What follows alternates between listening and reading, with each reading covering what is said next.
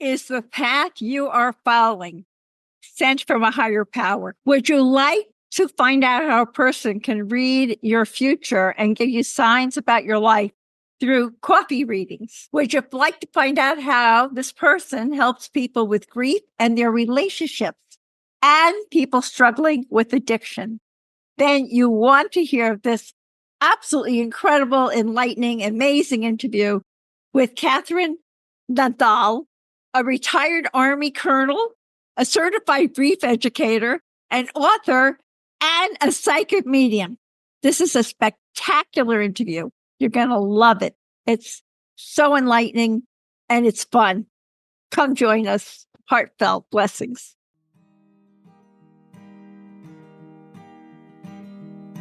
Hi there, and welcome to the Grief and Rebirth podcast. I'm your host, author and trauma survivor Irene Weinberg, here to encourage you wherever you are in your healing journey. In each episode, I chat with incredible grief and trauma specialists, healers, mediums, and celebs, as well as remarkable people who have inspiring healing stories to share. If you're looking for a podcast that's both uplifting and inspiring, you've found it. Let us help you find your joy in life.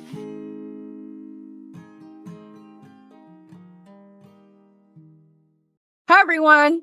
I'm speaking to you today from my studio in West Orange, New Jersey.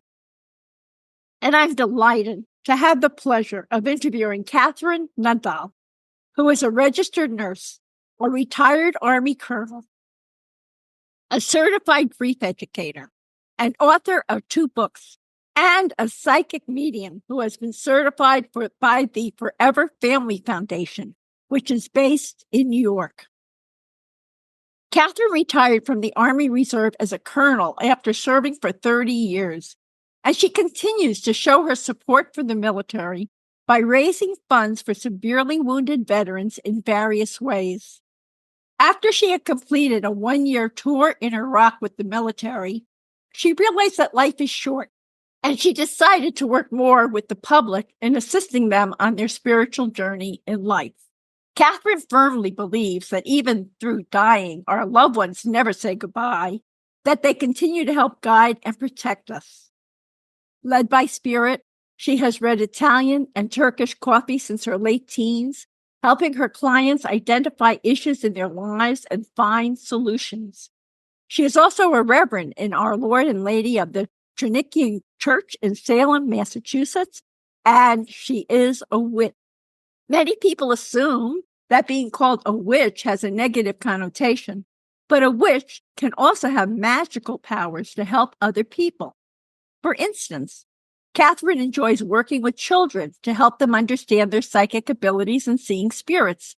And over the years, she has collaborated with paranormal investigators whose paranormal investigations have included sites such as the Thomas Paine Cottage, the Edgar Allan Poe Cottage, the Lizzie Borden House, and private homes.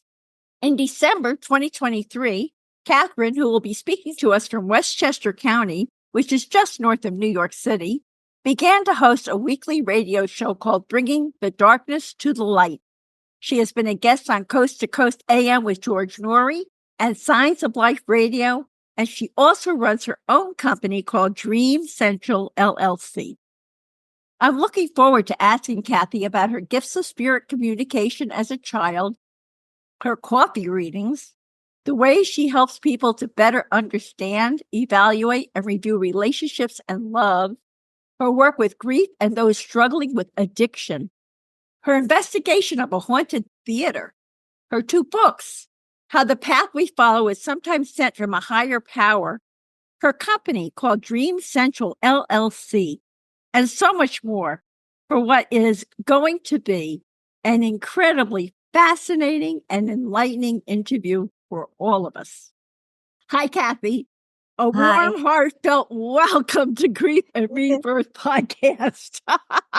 Thank you so much for having me on, and thank you so much for introducing myself and my company, Dream Central Station. Thank you. I appreciate that. We're going to talk about that in the interview. And I am going to say I'm very happy because we were having a few audio issues. They seem to have cleared up. So Thank you, Spirit, for that. I want to begin by having people know about you and your developmental years and your relationship with each of your parents and how they reacted. I know that you started to be aware of your psychic abilities when you were fishing with your dad when you were 9 years old. And you also have had a lot of dreams coming true. So introduce us to the little Kathy and how she evolved with her dreams and all.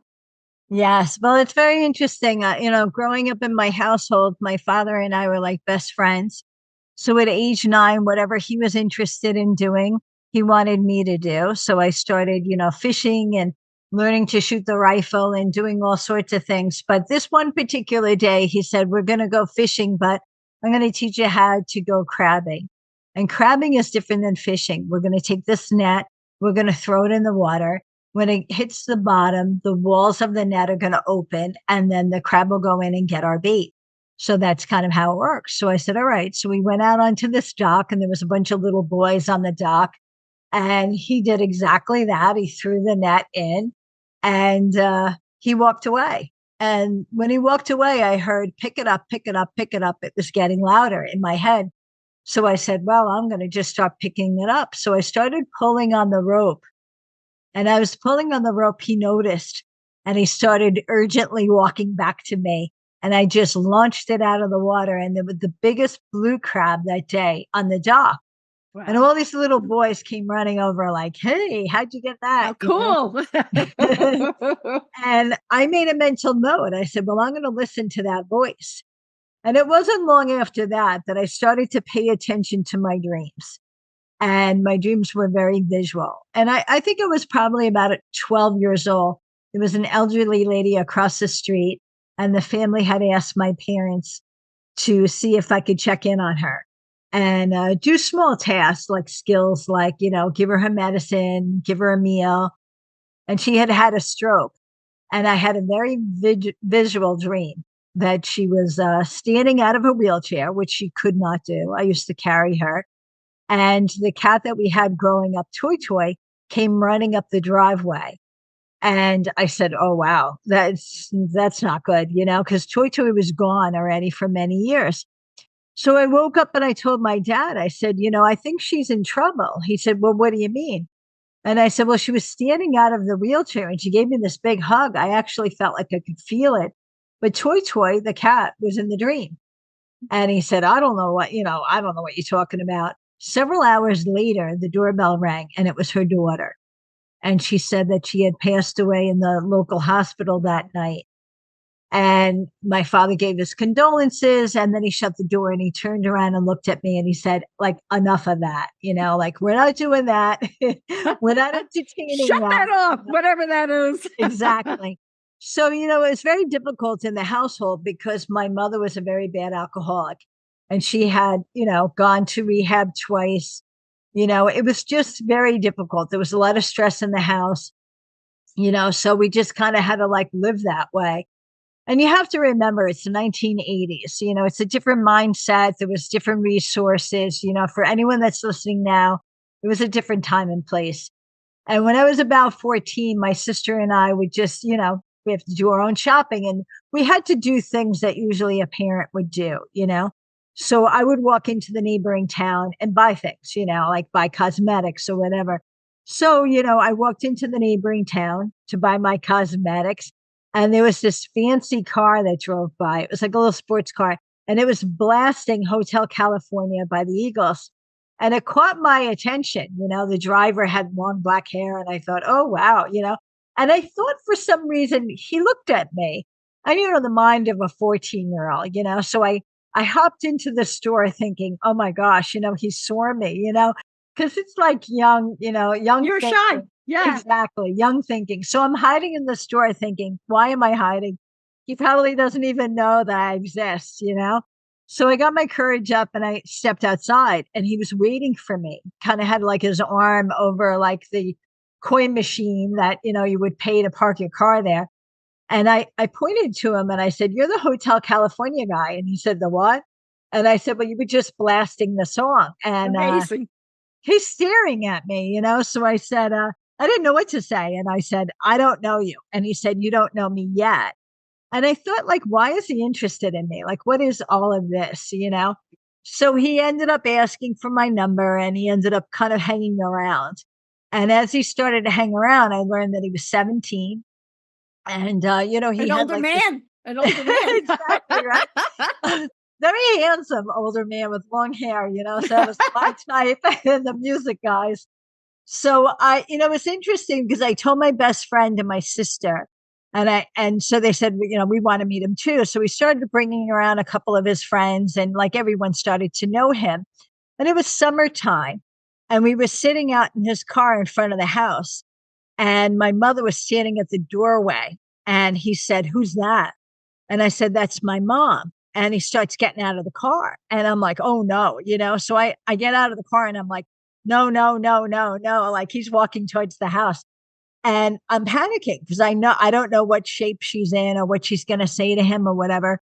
So I said, she struggles. That was the only thing I could think of saying, like she struggles. And he It was said, a really beautiful, compassionate thing to say, Kathy. Really. "Well, she did struggle." Well, maybe somebody else would say my mother's all screwed up or something, Well, yeah, well. So she shook his hand and I think they exchanged, nothing but more of a hello. And he said, "Come back to the car with me." And it was summertime. He was wearing a t-shirt and we're inside the car and he stretched out both of his arms and he said, "Feel my arms," at the same time. And one arm was cold and one arm was hot. And I was like, "What is that?" And he said, "Your mom is a witch." And I said, "What?" And he said, "I know that because I'm a witch." And I was like, "What?" I couldn't get out of the car fast enough. I'm like, this is like too much, Too weird. too much information. So I got out of the car and I told my sister and my best friend, and they were like, "Oh, come on," that because they knew him. You're like, "Oh, come on. Like, what is he doing to you? And that night I waited till everybody fell asleep and I went to the Google of the day, which was the Encyclopedia Britannica. And it was 10 o'clock at night, and I'm looking up what is a witch, and I'm reading all about this. So I was like, oh my gosh, like, how could I find this out? And I went back to my sister and my best friend, and I said, "What do you think of this?" And they just said, "Forget it. Like, we have bigger problems here with mom, and, just forget about it." And I think, kids hang around and, relationships don't really, last at that age and whatever. But I truly feel that because he had made that connection, I had a fear. So I think that kind of dissolved quickly, because of my fear or because of not knowing. And my mother in 1985, which would have been literally like maybe a year and a half later, she suddenly passed away in the house. She dropped dead of heart attack, they said. And it was very traumatic. My sister, found her. And, so my father made this decision for me to go through and get rid of all of her belongings. So I was working at a Roman Catholic, basically convent. I was going to a Roman Catholic all-girls school at the time. So I collected up all her clothes and gave it to the nuns and gave it to the nurses and said, this is what I can do. And I felt like I could have some sort of control over that. But then I got into some of her belongings and I found two things that struck me odd. One of them was a book by Jean Dixon. And she had in the 1960s written about reincarnation. Right. And then there was another book that was, somewhat of a reincarnation book. So there was two books there that kind of fit in with different than I thought my mom was. And both of my parents had been raised Roman Catholic, but it was different than I thought my mom was. And I saved it. And I thought, okay, well, maybe there's more to this. Like maybe I can find out more to this. But I never formally asked her, so I never got that information. And, I didn't see the guy anymore after that. So I just kind of went on with my life. I went to nursing school and I needed to get a bachelor's degree. So the Army Reserve said that I could become an officer, but they can also pay for my education. So I said, okay, I'll do that. And then as I went on, they said, as an officer, you have to gain rank and you have to keep progressing. So you really should get a master's degree. So I said, well, I'm going to pay out of pocket for that. And I did. I paid out of pocket for that. And then it was 2004 and I had to go to Iraq. Well, the only reason why I had to go to Iraq was because we had 9/11 in 2001. And in 2001, I was living with my dad in Yonkers. And it was like a day or 2 days before, I had a very visual dream, and it was about fire. And of course, when we were growing up, my father was very intense on fire. My father joined the Navy in 1946, and he had talked about being on ships and a lot of ship training. And you really need to know how to turn out a fire on a ship because you have no resources. So he developed what I would call somewhat of an obsession over fire. So when we were little girls, he would throw out a metal chain ladder out the window and have us climb down this metal ladder, little secure going down a 40-foot drop, I mean, it doesn't surprise me that you went into the military because your father taught you to be pretty tough. Yeah. Instead of coddling you, he was like, get down the ladder. Right? He was yelling, the house is on fire and all sorts of drama. Oh my gosh. Right? So, but he had that fear of it. And when I was in the second grade, my mother was probably, not really okay. And she caused a small kitchen fire. So, I was only in the second grade, so I didn't get the whole scoop on it, but it really upset my dad, because that was his control. Fire, fire, fire, So when I had that dream that night, a day or two before 9/11, I thought it would be something related to my dad. I thought it would be something related to the neighborhood or to the house, or because it was, again, a fire dream, which to me was symbolic of my dad. And this is the reason why I bring it up is sometimes we think we know what something's going to mean, and it's not what we think it's going to mean. So, of course, everyone knows 9/11 happens and there was a fire. So a lot of people in the New York City area had premonitions, had, visions, had dreams. But I can't relate it to 9/11. I can only tell you that I had a fire dream, which I thought was connected to my dad because I was interpreting it, which, sometimes could get us in trouble for misinterpreting something, But in 2004, I went to Iraq. I was with a unit in Brooklyn, and we went over to Iraq, and it was a very dangerous time. If anybody knows the timeline of the war, we were getting bombed on a daily basis, and there was all sorts of things happening. But, I traveled around the country in a Black Hawk helicopter and ground convoy and stuff. So as I was getting ready to leave, my battle buddy, who is Denise Khaleesi from Rhode Island, she's now a retired colonel herself. She said to me, when we get back home, you got to use your gift with the public. And I said, oh, come on, And she said, no, really, you really need to share this with people. So, as you would know, the universe is listening, So I came home. I didn't really have any big intentions on doing anything. And I got a phone call from Paula Caracappa, who is doing a wellness fair, a psychic fair in Westchester County. And she said, Kathy, I know you do these coffee readings. And, so early in my college days, my friend Tommy used to bring me down to the Bronx. And we used to go around and kind of hop around to the different Italian cafes. And I would lean in and look at his cup, or I would lean in and look at a cousin's cup, and I would give information, which was more likely, more accurate than people would expect to, think. It's amazing that you even perceived how to interpret the signs. I know. It was weird, though. I felt very directed at the time. But when I would hang out with Tommy, because we were going to Mercy College, it was a break between classes. So we would leave, Mercy College, go down, have a slice, then have a coffee, then go back to the college. Wait. For those who are listening to us who don't know what a slice is, that's New York for a slice of pizza. And Yonkers is an area in New York where she lives with her dad. Just so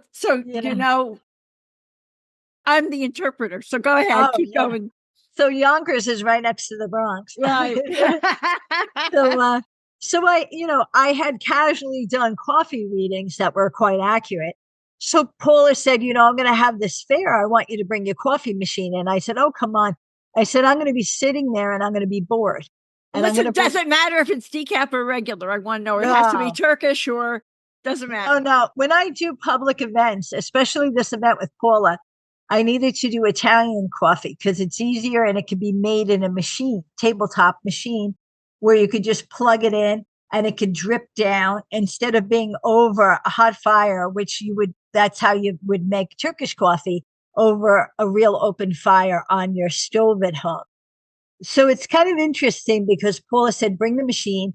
And I said, well, I'm bringing a book.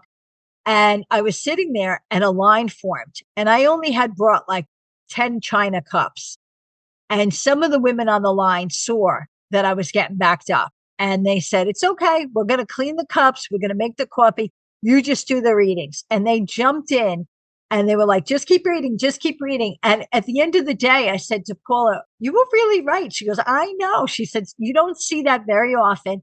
But also the important point is that some people are tied to a culture where they have a superstition where they will not allow anyone else to read them, but they will allow someone to read them that's from a different culture. So I thought it was really interesting, So I came back and I said to my dad, I had a line of people, you wouldn't believe it. And he said, listen, I worked at the Reader's Digest magazine. And in 1977, we did a big article on Harry Houdini. And he made it his life work to find out who's a charlatan. And a charlatan is like a fake, a fraud, or whatever. And I said, a charlatan. And my father said, that's right. So at the time, I was friends with Suzanne Northrup. Who I know very well. Yes. She's wonderful. Yes. And she's one of the pioneers in doing this work. So Suzanne said to me, well, I'm certified with Forever Family Foundation. You can do that.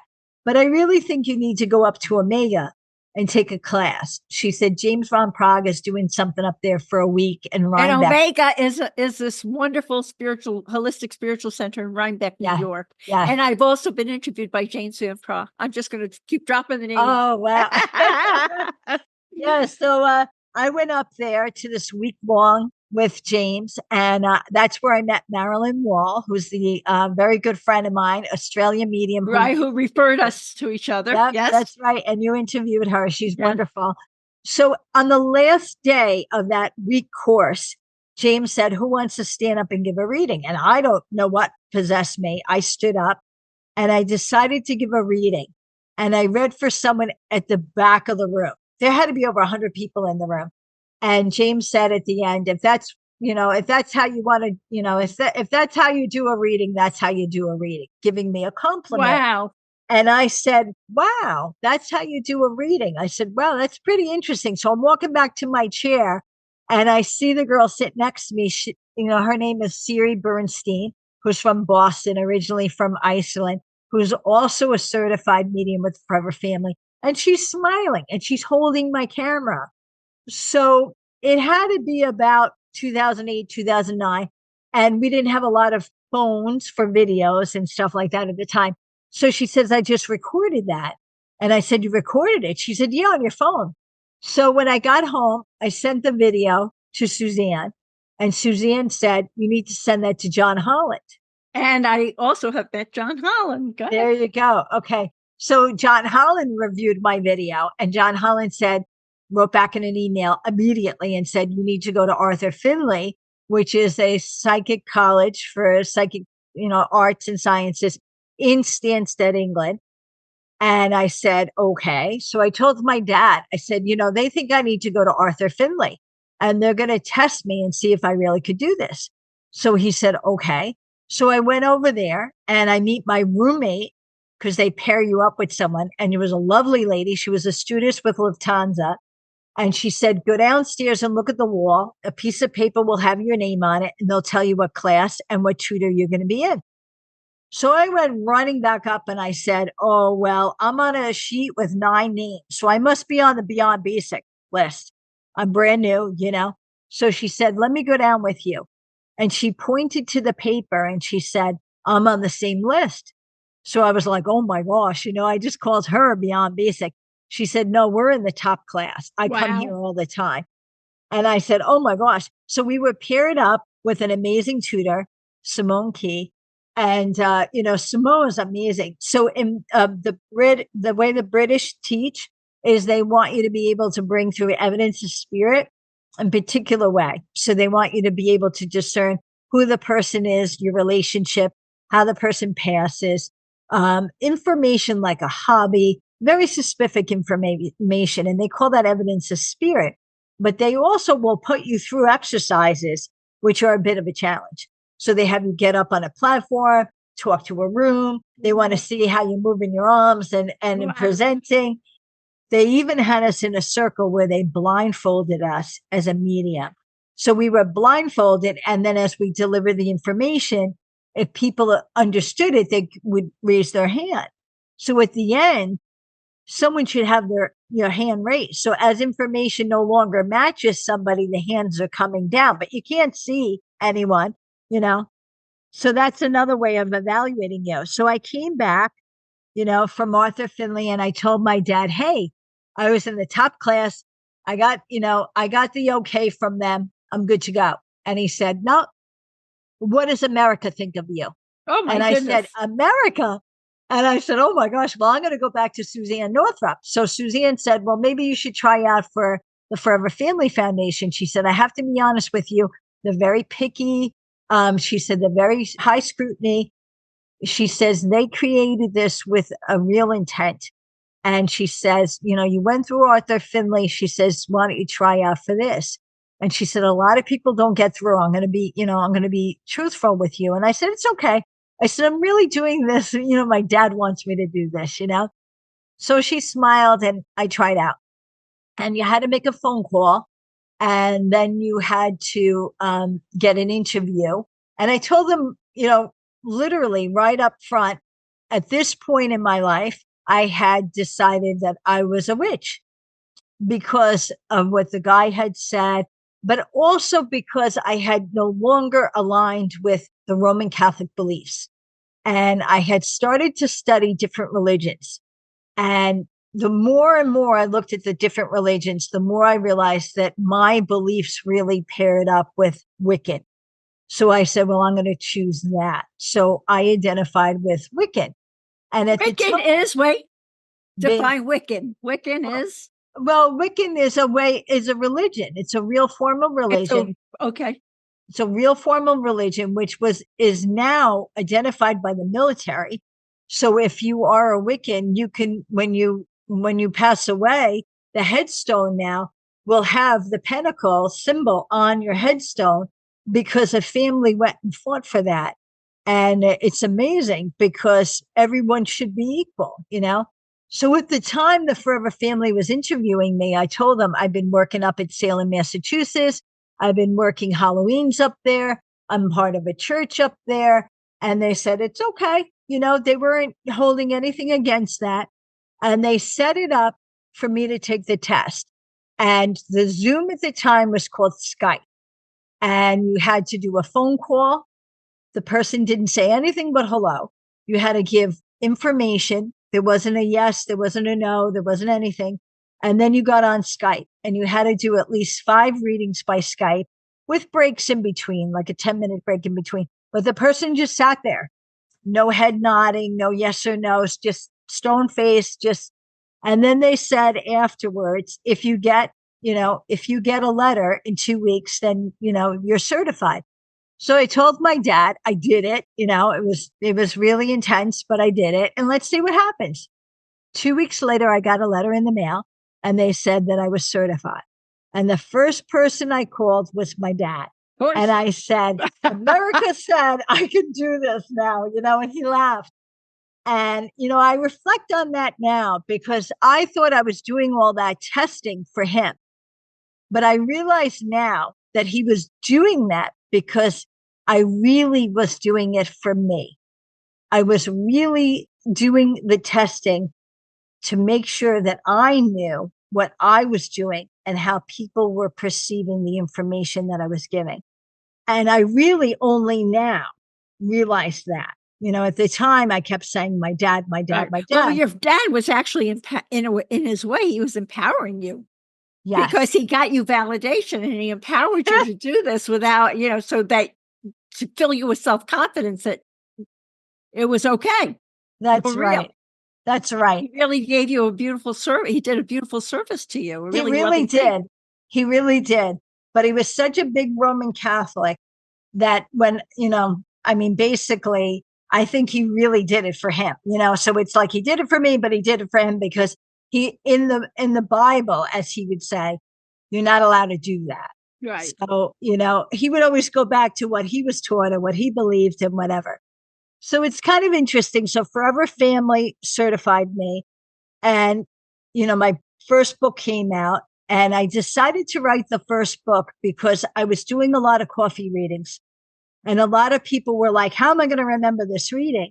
So they started to take out their flip phones because phones were new, and they were taking photos of the images. So in my mind's eye, I said, okay, I just was programmed. I just said, I know kind of how to do this. I don't know how I know how to do it, but I know what the past looks like. I know what the future looks like. And I was delivering information. But I also started reading above the cup. And that's when I started to blend in, not just the images in the cup, but if the person was open to the afterlife, I was bringing through family members and doing mediumship as well. Wow. So the images that I captured of the coffee, and some of them are quite spectacular, a woman with her arms stretched out, or, a bear or initial in a cup or something. I put all the stories together in a book, and I called that Sing More Than Clouds in Your Coffee. And it's interesting because I had to make note of Carly Simon. She has that song, You're So Vain. And when we were little girls, we used to swing on the swings and sing that song. But it's clouds in your coffee, and it's so funny because my early life was creeping back in again, and it was always reflective of something, So that book was written. I got a lot of feedback with that. Tell me about one of the things in that book was that you dealt with these two guys who were these stars, and they had this compelling story of overcoming addiction, right? Yes. And so that was connected to that book also, and it's helped you to help people who are struggling with addiction, right? That's right. Yeah. So two of my friends, Chris and Mark Cantler, basically formally changed their name to Rockstar and Superstar. And they were twins, brothers. Unfortunately, Mark passed away about 3 years ago suddenly, which has been a terrible crush to all of us. And together they were fighting addiction. So they formed Rockstar Superstar as a project, and they would go around and visit schools. And they paired up with people in the music business, like my friend Chris Caffrey and Paul Stanley, and guys that were a part of like Sabotage.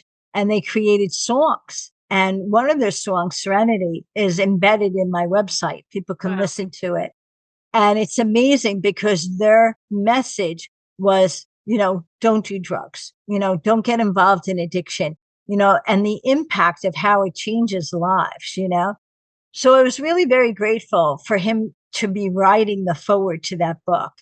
And from my relationship with the two of them, and when they heard about what I went through, not just with my mom, but with many friends that I've had over the years that, really struggled hard, and some of them passed away.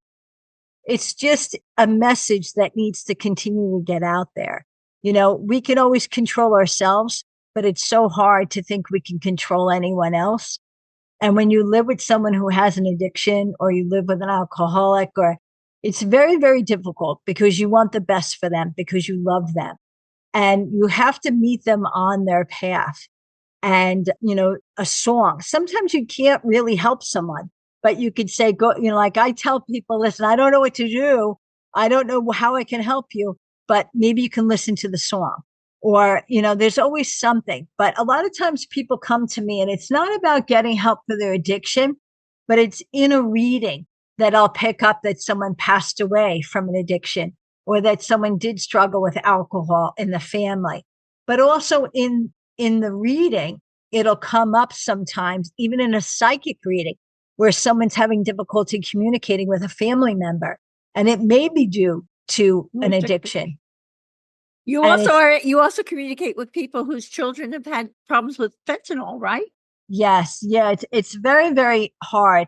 And I have to be honest, the last 2 years, a majority of readings where young people have passed away, it has been either from drug use that has led them to take their life, or it's from drug use that has been tainted with fentanyl. And it is really, really incredibly sad. And it is heartbreaking. It comes through as a sudden passing. And a lot of times people say, well, how do you read? I read because I'm clairvoyant, which means I could see something. Like sometimes if I'm shown a crime scene, I'll actually see it like a short video.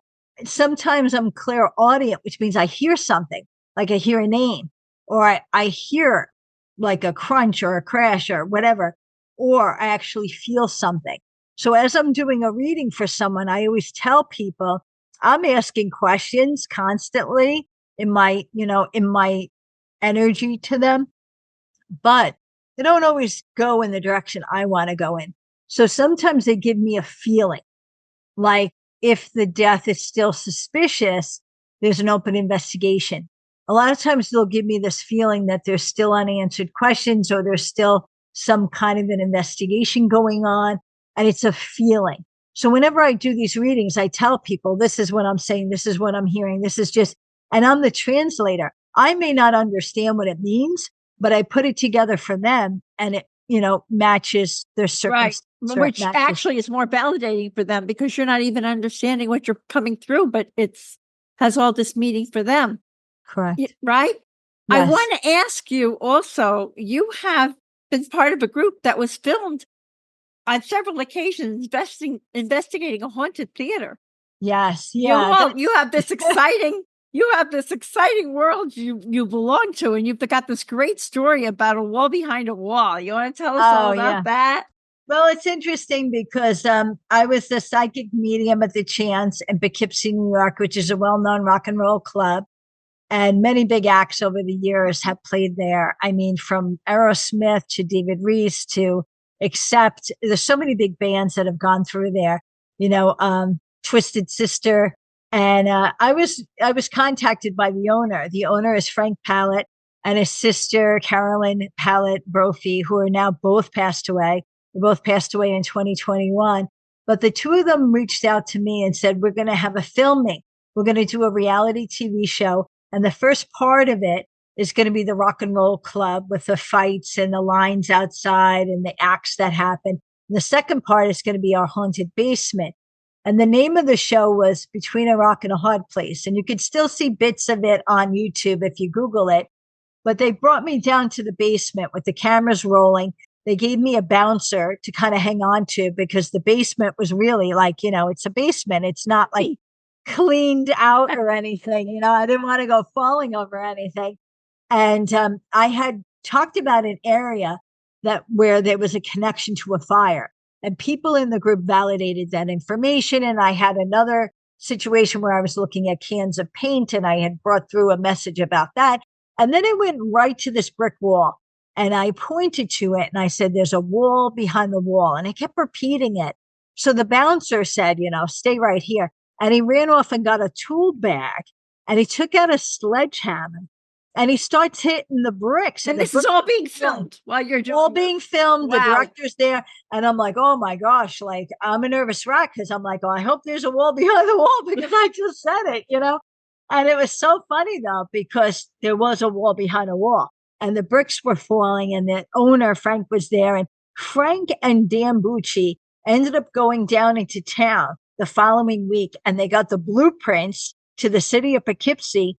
And they realized that there was a mental facility that was literally right on the other side of that corridor, which connected to the Chance. So people in the paranormal field felt that that was a portal where spirits came back and forth and all of that. So it was so interesting that all these, filmings got collected and we got to the level of being up for an award at Tribeca Film Festival. So we all got dressed up and went downtown and we lost to a cooking show. Nobody could believe it. I can't either. Why would they? We couldn't believe it. What you did was so amazing. We couldn't believe it. I know, but it was so much fun. And I recently did another one about 2 years ago where Dan Sturgis from Travel Channel had brought me in to work with Chance Kelly, who's an actor from American Sniper. And they brought me to Thomas Paine House. And the minute I get out of the car, they start filming. Anything I did, said, whatever they were filming. We get to the second floor inside the cottage. And I always tell people, if you're in this with me, I may deliver a real message for you. So I need to know if you're okay with it. So I said that, the guy holding the camera, Chance, are you okay with it? And he kind of like shrugged his shoulders, like, okay. I think he felt like he didn't know enough about it, but okay. And I never deliver a message that's, not warranted. I just feel it's obtrusive and I feel very protected in the readings. So I started to bring through all this information from this woman who I identified as his mother. And I said, oh, it looks like Happy Days, Laverne and Shirley, 1950s references. And when he put this whole thing together, which you can see on YouTube, called The Spirit of the Thomas Paine House, you can literally see him drop in a picture of his mom wearing a 1950s sweater. And he's dropping in all these images as I mention them on the thing. And at the end, he actually interviews the caretaker and the historian, and they validated stuff that I had said. So cool. Yeah, it's really amazing. I'm going out tonight. It's Friday the 13th. People have asked me to go to a haunted place, in Connecticut. So, I mean, I do a lot of things, in regards to that. And it's interesting because a lot of times people don't know, they'll sign up to do this. Maybe it's a walk along where they pay a ticket and they want to walk along and see what you're going to get. But I always tell people, if someone's in my group, it doesn't mean that the other side won't come through, but I need to have that validation that you're Right. open to it. Some people are like, no, they don't believe it, or they have a religious preference, or, but it's usually the people where a message comes through. They're always the ones open to it. Like, yeah, I'll take the reading. Yeah, well, it's not an accident. Come on. They know what's going on over there. And Exactly. exactly. And I also want to tell people that you're also a certified grief educator, and you help people better understand, evaluate, and review the relationships and love in their lives. So you're so multifaceted. It's amazing. So can you tell everyone, if someone comes to you because they're grieving or they need to work on, or they're troubled about relationships in their lives, how do you help them with that? Yeah, so I actually found out about Dr. David Kessler from Melissa. She's from Forever Family Foundation. Every year, every other year, they ask us as mediums to do a grief retreat. And I was at a grief retreat in California, and Melissa said to me, you might, be interested in listening to Dr. David Kessler. He's got a program called grief.com. And I started to listen to David Kessler, and then I signed up for a course. And the course was a certified grief educator. And some of the people in my course are going to be doing that. They're going to be helping people and doing a website. And I said, I don't really want to use it like that, but I wanted the grief education, because a lot of times people will ask me about grief. And I always tell them and I list it on my website, grief.com is very helpful because he's got videos there. 2 videos in particular. One is on anger and one is on guilt. And I always tell people, you either have a guilt about someone's passing, or you have a guilt because someone passed, or there's an anger that you were involved in, an anger with someone and then they passed, or you have anger that they passed. So watching some of the videos is very helpful. He also has a guy that does chair yoga, grief yoga, Paul Dennison, who I've interviewed also, and he's wonderful. Yes. Amazing. So grief.com has really helped me, not just as a medium, but as someone who grieves themselves. I have a lot of different, and he categorizes them. So you could go into a grief, loss of a spouse, loss of a child, loss of a sibling, and it's very helpful. And the other part of your question had to do with relationships. And people book a psychic reading with me. A lot of times it's because they're looking at a situation in their life. And I always tell people, if I bring through something where I might see a symbol, like a tug of war symbol, or I see friction over an area or over a person, and I describe that information, I always remind people that this is like a two-way street. You may not be in control of the situation. You may not feel like you can control the situation. But it's also like I say to people, do you believe in reincarnation?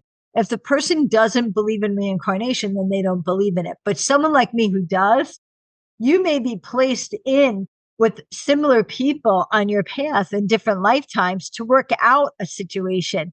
So either they were a spouse in this lifetime or they were a sibling in another lifetime. Sometimes there's things that we need to work on. A lot of times it's in the psychic readings where we find out, how we can help them. And sometimes it's really about finding someone's own forgiveness. Can you forgive yourself? Can you forgive someone else? It's really part of that. But a lot of times relationships, they're out of our control.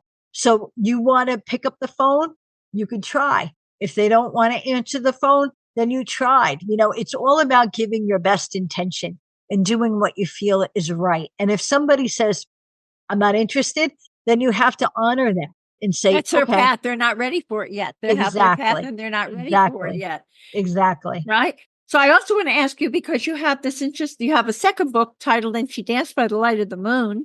And your book's focus is on this impactful death of your ex-boyfriend, Doug Day, who was well known in the music business, and his beloved dog, Bowie. And you're going to tell us a story about that. And he received a surprising sign from the afterlife, and he had an amazing experience with an owl. So anything you'd like to tell us about all of that? Oh, yes. Yeah. Well, And She Danced by the Light of the Moon. The cover art is done by a good friend of mine, and his name is Tony Squindo. And he does all the artwork for Metallica, the heavy metal band.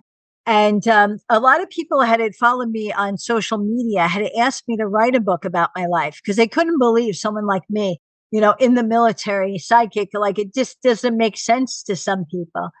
So part of my book focuses in on a chapter about Doug. Doug and I lived together for 2 years. He was well known in the music business as a studio engineer type tech. He worked for Solid State Logic. People at Electric Lady knew him. People at Sam Ash knew him. A lot of people knew him. He also was a mechanic. He worked on rebuilding motorcycles and rebuilding classic cars. And Bowie was his dog. And Bowie was a husky. He named Bowie Bowie because Bowie had one blue eye and one brown, just like David Bowie. So Doug's favorite music was actually Pink Floyd. And Doug and I were living in the city, and twins of mine, Glenn and Cliff McLarnon, Glenn had already passed away. I got a message from Cliff's son, and he said that Cliff was in the hospital. And I said, well, I got to go see Cliff. He wasn't well. And Doug said, I'm going with you. And I said, well, Cliff's in the music business, but I don't know if you know him. He goes, I'm going with you anyhow. And I said, okay. And I was really surprised because Doug wasn't that kind of a guy, So we go to the hospital bed, and the two of them are talking music for over an hour. And they're mentioning Glenn, they're mentioning Sam Ash, they're mentioning Electric Lady. They're going through all this and getting ready to leave. So we step onto the elevator, and a hospital worker steps in and then steps out, 1 foot out, 1 foot in, and yells out, hey, Glenn. And Doug turns and looks at me with these big eyes, because we were just mentioning the name Glenn for the last hour. And I said, see, I told you that's how it goes. And he really looked surprised. We get into the parking lot, and he really looked surprised. And I said, that's just how it works, So then we were in Manhattan, and he, shoots out of bed, sitting up in the bed. That's an owl. He's like freaking out that he hears an owl in Manhattan. We were on East 22nd Street and First Avenue, and he's like, I hear an owl. He's like, I never hear an owl. He's like, I heard an owl up in Poughkeepsie at the garage, but not here. And then I told him, that there's an animal totem book, and then there's spirit animals, and then, the path of the owl is connected to the afterlife. And he really looked at me like, wow, like I really gave him some info. And those 2 times really resonated with me, because in 2021, the day after Labor Day, him and Bowie hit a tree at 9:30 in the morning on the Taconic Parkway. Taconic Parkway is between New York and New Jersey, right? Well, it's north of New York City. So it was in the Carmel area, and they hit a tree, and they both were killed instantly. And it was a big shock to all of us in the music business, shock. And I immediately went up, and I put a cross on the tree, and I put balloons, and I go there, very often. And I have peace. And a lot of people that are friends with him, they had asked me certain things about Doug and I said, I feel peace because he knew who I was and he lived with me. He knew the readings, he knew the things, the radio shows, everything I was involved in at the time we were together. He would just kind of brush off. But when he was involved in those two things, he softened. So I have peace that I know that because I believe in the afterlife, when him and Bowie got to the afterlife, that impacted him in some way. You probably even helped him to transition because when the portal opened, he probably was even more open to going over. And you're right. And so the other thing I want to ask you also is, which I really relate to, you say a lot that the path we're following is sometimes sent from a higher power. Yes. How do people know if their path they're on is sent from a higher power? Now, mine has been because people who follow this podcast know that I had a spiritual awakening and I received messages, which I was a total skeptic before that. And I have been guided all the way, including to doing this podcast and all that's going on. How do most people know? How do you help them to know? Yeah, well, it's interesting because a lot of times when I do a reading, and it often comes through when people book a psychic reading, they say, where am I going in my life? I don't know what's going. I feel lost. I feel this. And as I deliver information for them, they're like, yeah, but I know that already. I'm like, where do you know that from? So I really believe in the subconscious. Subconsciously, we need to bring a lot of the subconscious into the conscious, and it really has to do with level of development. And people say, well, how could I start my development? Well, start today, start talking to yourself and start thinking to yourself, because a lot of times you can ask 10 people in the room the same question. You're going to get 10 different answers, but you're always going to come back and ask yourself, because you know the answer. You just don't know how you know the answer. That's why a lot of people talk about the gut feeling or having intuition. That's part of our subconscious. That's part of our own knowing, but the more you open yourself, the more you will see, the more you will hear, the more you will feel. Because you're getting signs along the way. So the question is, are you going to follow them? Correct. Or let your normal fear and skepticism stop you? Correct. Right? Yeah. Well, you said a very important thing that people ask me all the time. They say, oh, I read a book and I want to know what the particular sign from my loved one is going to be. Is it going to be a feather? Is it going to be a dragonfly? No. I say no. I say no to that because I talk about this in my second book, but it's got to be very specific to that person. So I'll give you a perfect example.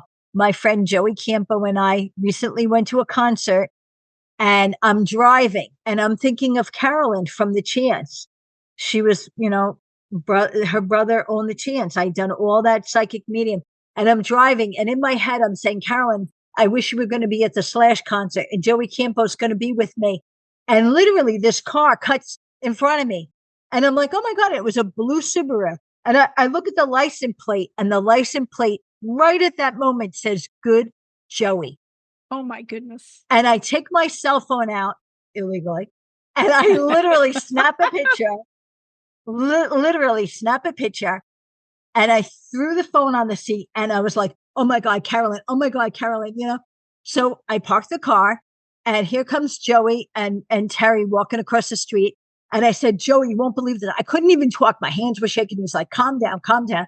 And I take the picture out and I said, I was talking to Carolyn in my head. And he looks at it and his eyes well up. And then my eyes well up because what was Joey wearing? The Chance, the t-shirt that said The Chance. And I said, I have to take a picture of you with The Chance. So I have a picture of him wearing the picture, with The Chance, and the Brooklyn Bridge is behind him. And he's looking up at the sky. It's just amazing. Fabulous. So that to me, like, come on. Like, you can't make that up. You know what I mean? You can't say, well, it was a random this, a random that. Like, come on, And, that to me brought such peace because they were very close and they had gone through a lot, And the only reason why I knew Carolyn was because of The Chance. The only reason why I knew Joey Campo was because of The Chance. the only reason why they knew me was because of the chance.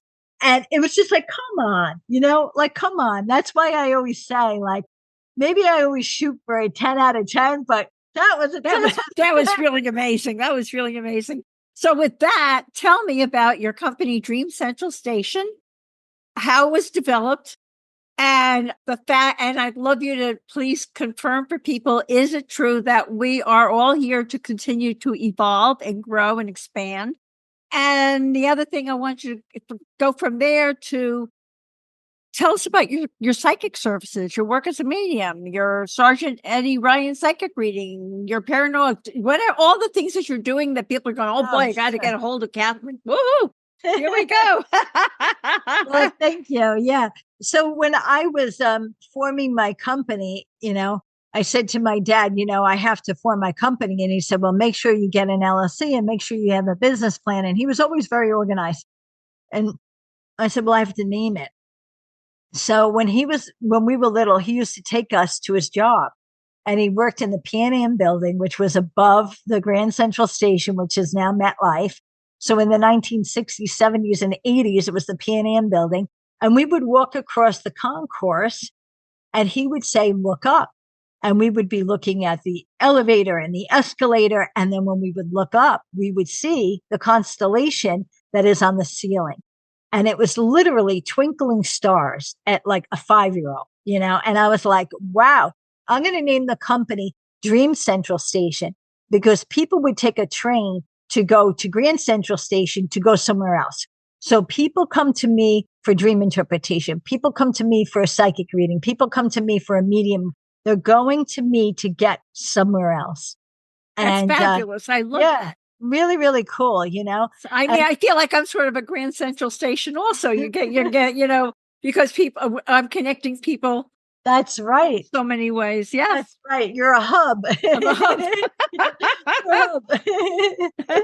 Very cool. Yeah. So on my website, there's a lot of things. My radio show is listed there. I have a weekly radio show with a lot of, guys in the music business and psychics and witches, and they can listen to a reading. They can book a reading. There's a 30-minute reading, an hour reading. You could do a psychic reading, a mediumship reading, a combination reading. But I have a special, which is a 15-minute reading, which is the Sergeant Eddie Ryan reading, which is psychic.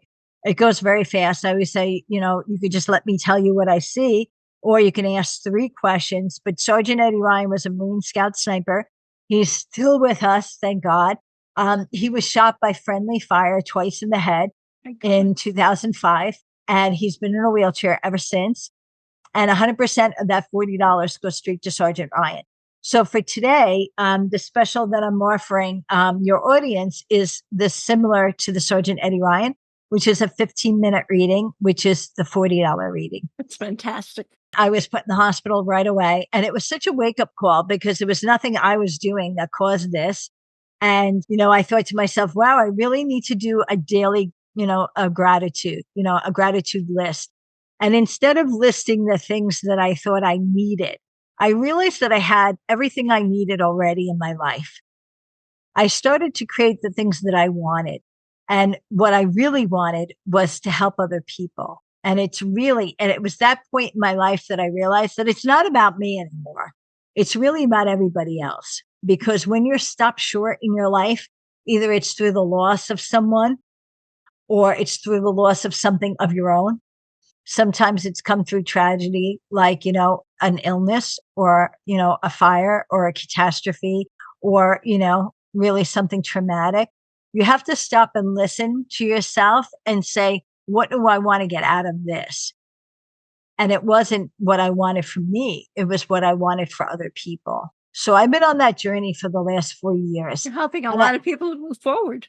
Yeah. And to evolve. That's right. Yeah, that's right. But also realizing that once you start thinking differently, you start living differently. And it's funny because I always say like, oh my gosh, you have to get out of bed in the morning, right? Sometimes I go to get out of the bed in the morning and I say, geez, I'm only 56. I might feel 96, but I feel 56. But I say, why am I getting out of bed? And in my mind, I get a picture of the going to work at the VA hospital, or I have a picture of interviewing the guy on my radio show later that day, or a picture of, and you get a picture in your head and that's your motivation. So sometimes you need to do an hourly motivation. Sometimes you need to do a daily motivation. Sometimes you need to do a yearly motivation. Yeah, so clever. And the famous Kathy tip for finding joy in life. What would you say about that? Finding joy. I always say that I find joy through my cats. I have 2 cats, but it's interesting. Every day you can find one thing that can make you happy. And it's funny because sometimes I see it on a bumper sticker. Sometimes you could see it on social media, like it's a meme or something. And you just say, wow, that made me laugh.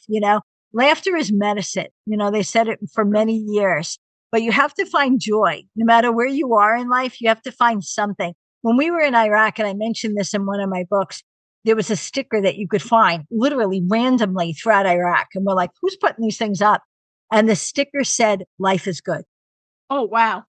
And he was there. And just recently, we went out for somebody's birthday, and I said, oh my gosh. And they had a mug on sale, and it said, life is good. And it was the same company as the sticker, And it was funny though, because when I gave it to them, they literally said, look at this. Like they were staring at the mug and they were like, you're right. Life is good. Like you just need to be reminded that no matter how bad things are, there's something good about life. Like maybe just getting up in the morning or opening our eyes. Or even the Sergeant Ryan, who happened to have got horrible thing, got shot. He has such a good friend. He's in a way, and you're helping him. Life is good for him too. It's really amazing. It's amazing. Really amazing. It's amazing. Kathy, your entire life has been of service. And yes, what I really admire from me to you is that you have an unwavering commitment to ethics and authenticity, which is very special in this world. And coupled with your remarkable natural gifts, you're helping people go through grief, crisis, stress, addiction. Oh my goodness, you're such a blessing for people. I want to thank you from my heart for the important work you're doing, not only to help people in crisis through grief, through all of that, but you're also helping them find their spiritual path to heal, and you're helping them release their fear of death, which is so important. I always say, I'm no longer afraid to die. I'm just passionate of taking care of myself and living my life good to the last drop as best that I can, right? That's right. That is so true. So true, right? True. Right. Yeah. So I want to thank you because this has just been a wonderful interview. So enlightening on Grief and Rebirth today. And you are terrific. And I just thank you so much. It's been wonderful.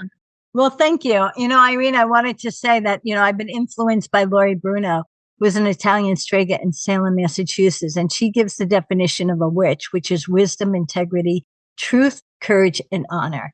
And that's how we live. And that's who you are. Thank you so much. Thank you. As I like to say, to be continued. Thank you from my heart, Kathy. Yes. And many, many blessings, everyone. Thank you, Irene. Thank you.